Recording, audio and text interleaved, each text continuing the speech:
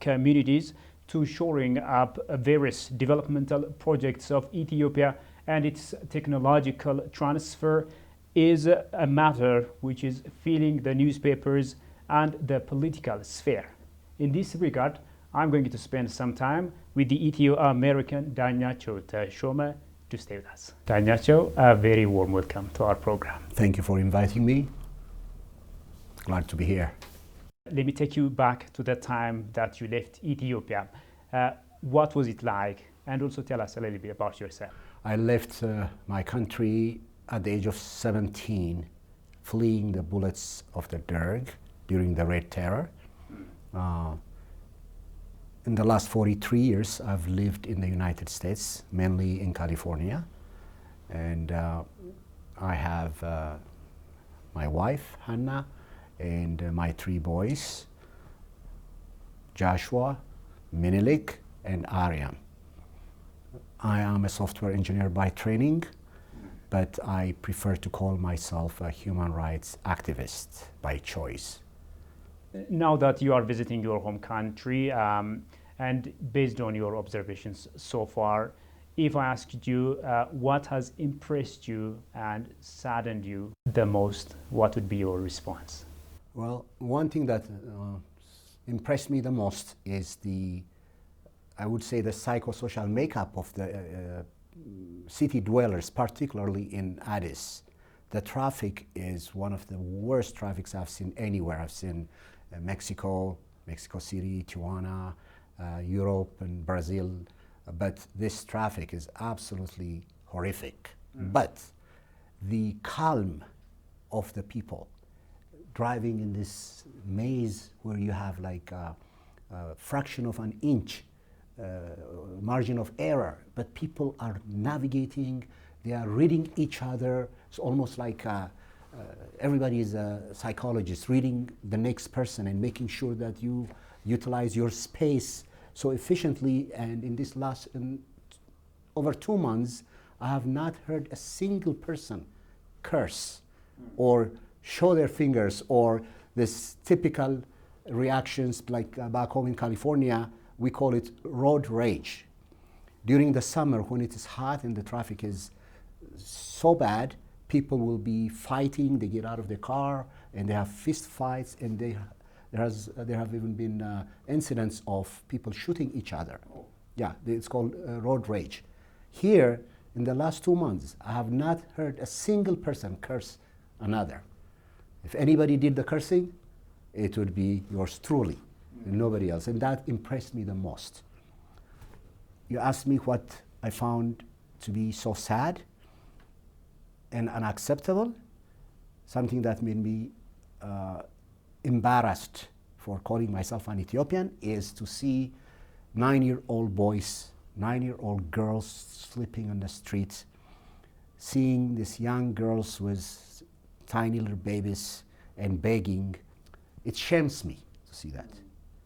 Until and unless we remove that shame, I don't think we can walk upright. That is something that I found extremely unacceptable. Now also, in your stay here in Ethiopia, you met with high-ranking government officials. What were the salient points that you dwelt on?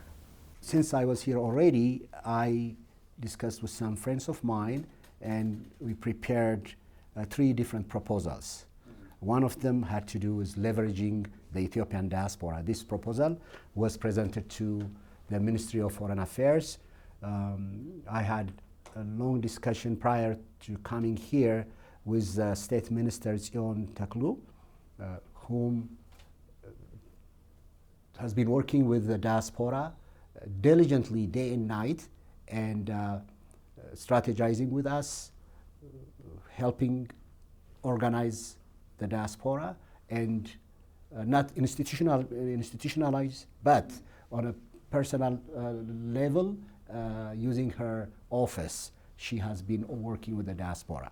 So when I came here, I met with her, we discussed, and then I prepared a proposal to be presented to the Deputy Prime Minister, His Excellency Ethio-American. So we presented that proposal. The proposal is titled Leveraging the Ethiopian Diaspora for public diplomacy and sustainable development. And this proposal was received quite well by the Deputy Prime Minister. We discussed how to leverage the diaspora, how the diaspora can help in mitigating the anti-Ethiopian propaganda that's being funded by the TPLF and its cohorts. We discussed about bringing together Friends of Ethiopia, global network of Friends of Ethiopia. We discussed different initiatives, including how to help the Ethiopian government make the diaspora a part of their public diplomacy effort. The other proposal was helping the government reclaiming embezzled national funds. And that proposal was also presented to the Deputy Prime Minister. And also, about this week, I presented the same proposal to the Attorney General, Dr. Gideon. And so these were some of the initiatives that we introduced. And since then, a lot of campaigns have been launched. The effort to work with the diaspora, organizing the diaspora, and bringing together the different efforts that are scattered efforts and consolidating to make sure that we are strong in our response to the anti-Ethiopian campaign that's being waged by TPLF. In your opinion, what should Prime Minister Abiy Ahmed's government do, especially to encourage Ethiopians to come back home and to expand their presence, especially in investment areas? Well, first I'd like to lay out my understanding of the diaspora. I would divide the diaspora into three parts. First part is the diaspora that will never support the government. Even if you lay a golden carpet for them, they will say this is just cow dung. There's one part of the diaspora that will never work with the government, even on enduring national issues.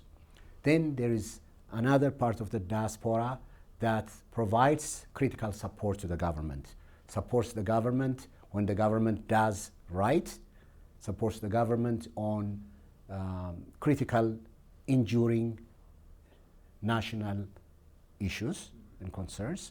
And then there is the third part, what I call the cadre type, that supports the government regardless. The government is always right. Prime Minister Abiy is always right. He has no fault. So these are the three different characteristics of the diaspora. I happen to be in the middle one, which provides critical support when the government, in our opinion, in our belief, does wrong, or when the government doesn't do what we believe it should be doing. We criticize, we campaign against the policy, but then on enduring national interests such as the GERD, our public diplomacy, maintaining the good image of the Ethiopian people in government, we are with the government. So, having said that, the efforts that the government does to engage the diaspora for investment or otherwise can only be successful if the government satisfies this middle portion of the diaspora, the one that provides critical support. That segment of the diaspora is the majority. I would say 70% of the diaspora falls in that category. Dagnachew, as you know, Ethiopia has been coming up with various developmental projects, new initiatives, most of them spearheaded by Prime Minister Abiy Ahmed. You can take, for instance, the Dine for Nation programs. In your view, how committed is the diaspora to shore up such new moves? We need to separate enduring national interests, timeless national interest, and temporary issues. Some of this displacement and inter-ethnic conflicts was fanned by the TPLF as part of its strategy, long-term strategy, to divide and conquer. Now the TPLF is removed from power. Their artifact still remains. However, we cannot continue to blame this on them anymore. So when people start, the displaced Ethiopians go back to their land of origin, where they were living before displacement, and when relative peace is experienced, then the diaspora will feel that they can participate in these initiatives like the Dying for Nation, Gabat al Hagar, and what have you. But again, regardless of the mistakes, what we perceive to be mistakes of the government or shortcomings, there are certain things like the GERD, our public diplomacy efforts to make our country look good, to counter the propaganda that's being waged against us. That is an enduring national interest. We should be working with the government in that regard. The GERD is something that transcends generations. It will solve our problem for the next 200-300 years, hopefully. So we should not withdraw our support because we do not agree the government's move or the government's lack of action in this and that area. So that's what I would like to say in that regard. Of course, you touched it previously, but let's talk about it in detail about Grand Ethiopian Renaissance Dam. How do you assess the support from the diaspora to shore up this multi-billion flagship project that Ethiopia is building? I do not believe we've done enough to support. I believe it is because, like I said earlier, the government, the Ethiopian government, has not tapped into the diaspora as a resource. For instance, there is a diaspora agency. The diaspora agency has been in operation for quite some time. It used to, actually it existed even before Prime Minister Addis administration, like in the TPLF days, but we didn't know it. Even now, we don't know that the diaspora agency existed. I had a meeting with the Director General of the diaspora agency, with Salamite, and this is exactly what I told her. Prior to 2018, 90% of us detested the embassy. We didn't want to be around the embassy. We didn't want to have anything to do with the embassy. So the people that the diaspora agency had access to and interacted with were people that we consider to be sellouts. I'm sorry to use that word, but that was our perception. These were people that worked with the TPLF and got advantage from their relationship. So the diaspora agency, and this is my proposal to the director. I told her that it needs to start looking beyond that 10% and approach the other 90%. And in order to do that, they should call a meeting and say, here we are, we're here to listen to your heartbeat and blood pressure of the diaspora. Tell us what we've done right, tell us what we have done wrong. How can we, going forward, link with the diaspora and move forwards? And when we do that, then the GERD would have tremendous support. But at this point, there is no institutionalized initiative to bring the diaspora to bear on the GERD. Right now it's all, scattered efforts. As an Ethio-American, what's your take on Ethiopia's diplomacy, especially in helping promote the country at the global level? You can take, for instance, the Little Ethiopia. Yeah, well, Little Ethiopia actually happened to be in my own city, in a city in Los Angeles where I lived for the last 43 years or so. It's a great thing by getting Little Ethiopia recognized by the city council and being declared as a Little Ethiopian village. We brought exposure to our culture. People are now aware of our Ethiopian food. There are rows and rows of restaurants on both sides of the street, and we have made our cause known cultural-wise and also political-wise. But one thing that I observed then and that I still observe is that in that area that we call Little Ethiopia, not a single Ethiopian owns property. So that pains me. If we say Little Ethiopia, but we are at the mercy of the landlord who can just jack the rent threefold and tell you to move, then Little Ethiopia is really not Little Ethiopia. It's just at the mercy of some landlord. So when we establish ourselves, we should also be putting our roots economically. We've not done that. I believe that wherever we go, like Washington, D.C., Los Angeles, Atlanta, we need to think in terms of how do we plant our culture, our businesses in a durable way, where it's tied with the economy, not just renting a place and calling the area Little Ethiopia because we know a few Congress people or city council people that we lobby and they help us change the name. This law enforcement operation was successful. In 2 weeks, our National Defense Forces and Liu Hiles and farmers in the Amara region and in Raya and so forth, they were able to help with the government and dislodge the TPLF. But we have lost the diplomatic war, totally been devastated in that realm. The false narrative of the TPLF has taken root, and the world is being fed with false information like the Ethiopian army is causing this and that. You know what I'm talking about, what the Ethiopian army is being accused of. The same thing that the TPLF was being accused of 3 years ago, now they are saying that Ethiopian army is doing it.